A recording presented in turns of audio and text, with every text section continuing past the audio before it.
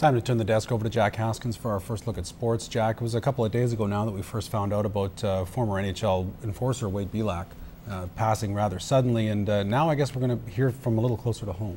Yeah, we had one of our reporters head out to the Battlefords to talk to some people of the community because it was just a really shocking occurrence. So, the death of former NHL player Wade Belak has shocked the hockey world. Players and coaches who knew him were absolutely stunned upon hearing what had happened, but the news hits a little bit closer to home in Saskatchewan.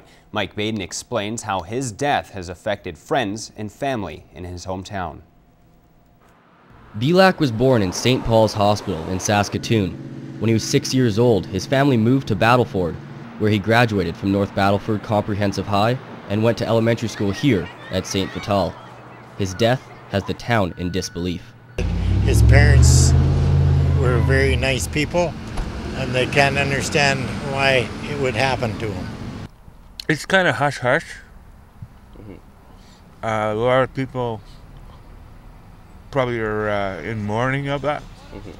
He was drafted 12th overall in 1994 by the Quebec Nordiques and had stints with 5 different NHL clubs: Colorado Avalanche, Calgary Flames, Toronto Maple Leafs, Florida Panthers, and most recently, the Nashville Predators, before calling it a career this offseason.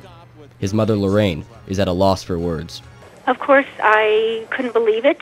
I was stunned, shocked, but most of all, we just could not believe that this had happened to him. Belak was known throughout the hockey world as a happy-go-lucky guy that was very charismatic to the media and others, and always seemed to have a smile on his face.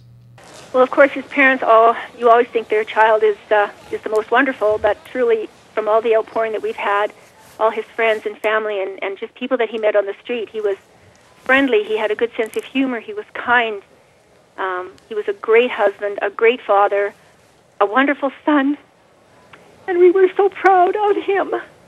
Belak was in Toronto preparing to take part in the upcoming season of Battle of the Blades. This is the third death in 4 months involving former NHL enforcers. Mike Baden, New Cap Sports. Turning our attention to some AJHL action now, the Lloydminster Bobcats will hit the ice tonight against a relatively unfamiliar opponent in the Battleford North Stars of the SJHL. It's the first game of a home-and-home between the two teams. Then after that, the preseason is done. It's going to be a hectic time for the Bobcats players and coaching staff as the final cuts have to be made because the regular season is just a week away. How about that? Tonight's puck drop is at 7:30 at the Civic Center, and we'll bring you highlights and post on our late-night sportscast. And that's not the only preseason game going on in the AJ tonight. The Bonnyville Pontiacs are all set to tangle with the Camrose Kodiaks to kick off their home-and-home series. They'll be looking to pick up their second win of the preseason. That game starts at 7 o'clock in Camrose. Well, high school football is back. It's the 2011 Wheatland football season. It kicked off this afternoon with 3 games on tap. First off, the defending champs, Lloyd Comp Barons. They're taking on the St. Paul Lions right now. The last time these two teams met, well, it was the second round of last year's playoffs where the Barons handed them a 37-14 loss. Elsewhere, the Holy Rosary Raiders are battling the Commandos out in Wainwright, and last year's runner-up team, the Cold Lake Royals, are hosting the Bonnyville Voyageurs. We'll bring you the highlights of the Barons-Lions matchup in our late-night cast as well.